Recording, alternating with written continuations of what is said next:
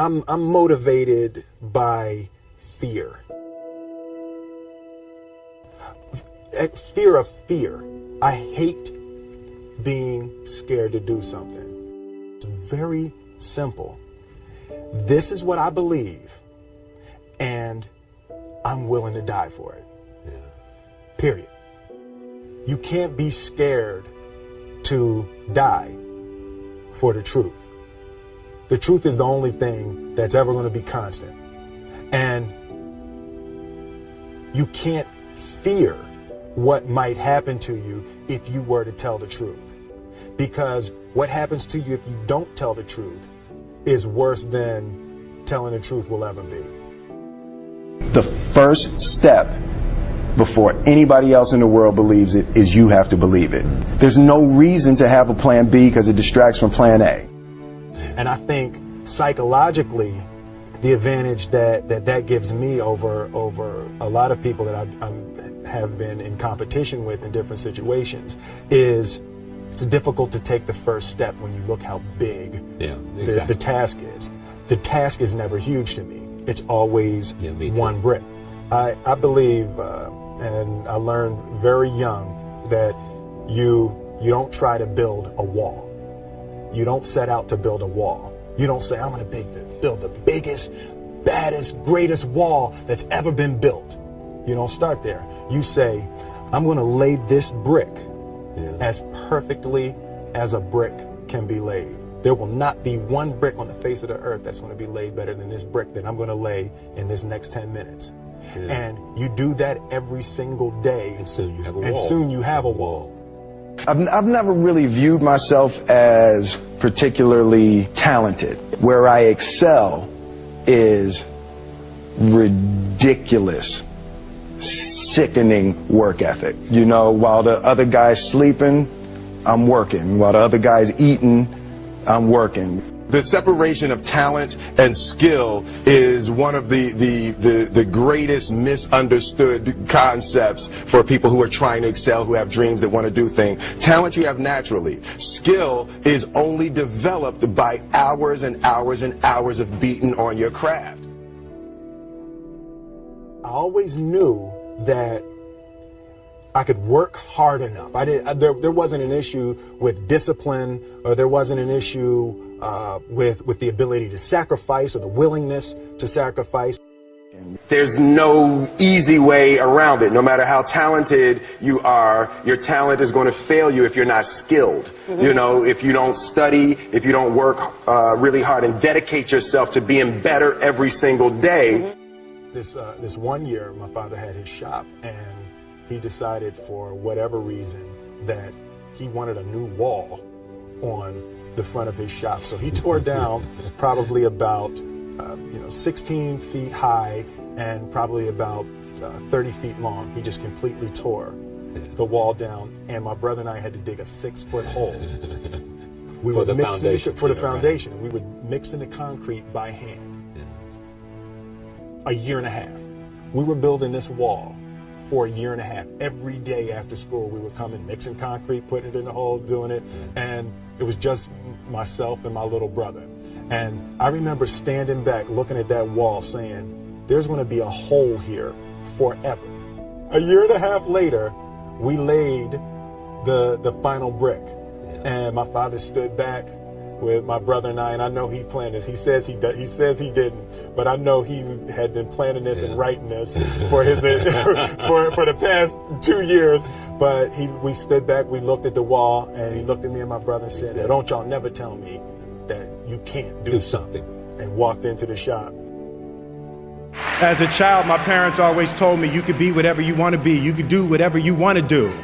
And you know, that office, that position, the highest office on the face of the earth, it was something I heard my parents saying it, but I didn't totally believe it. Yet I went out in the world and I carried myself and I held my head high and I stood there and I looked people in their eyes and I talked to people as if I was deserving of everything that this planet has to offer. I really want to say to children out there and to people who are watching, Confucius said one time, he who says he can and he who says he can't are both usually right.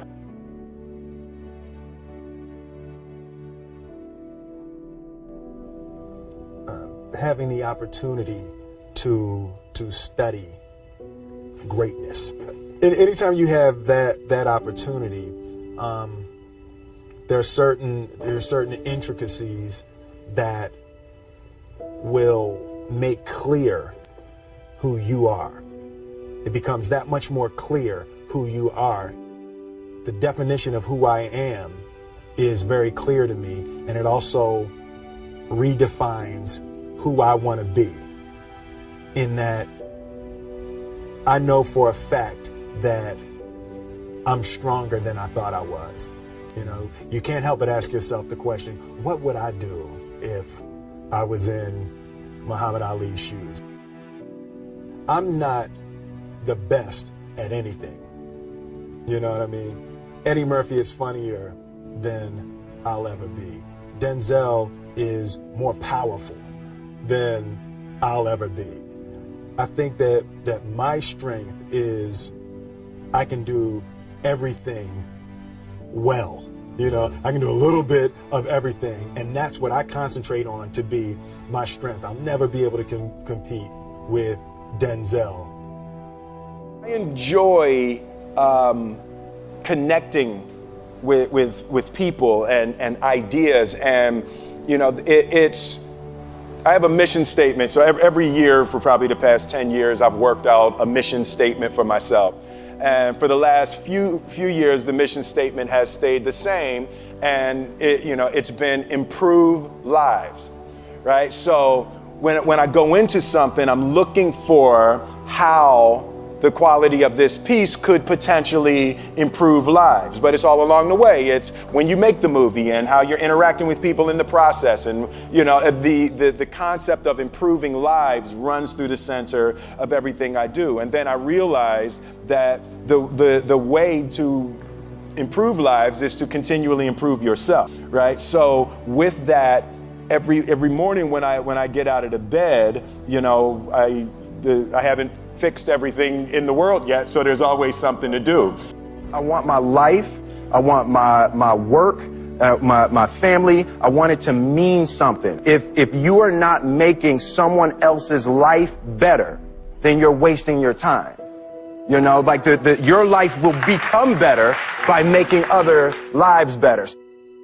A few months ago, I said that I believe that if I chose to, I could be the president of the United States.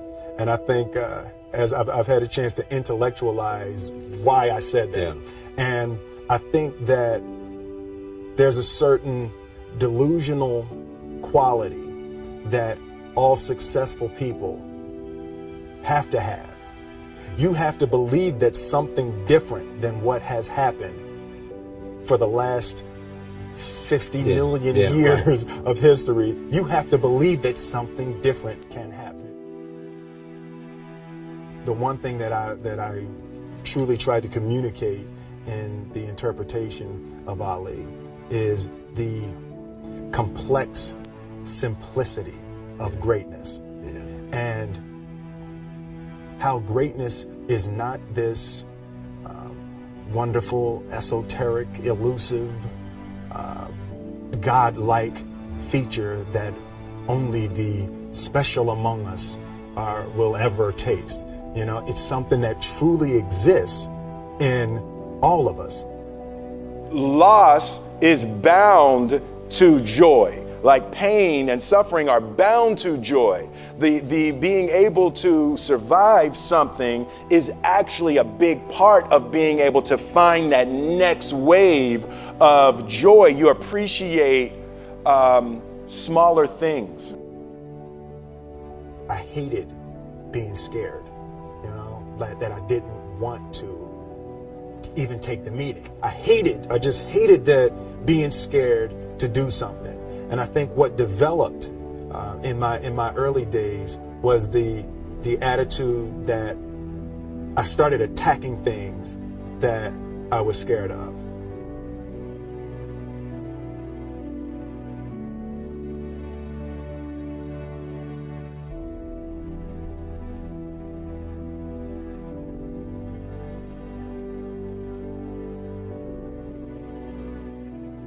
%99 of people are not willing to do what it takes to make their dreams come true. Today is the beginning of the rest of your life. Set your life on fire and seek those who fan your flames. Prioritize who you are, who you want to be, and don't spend time with anything that antagonizes your character.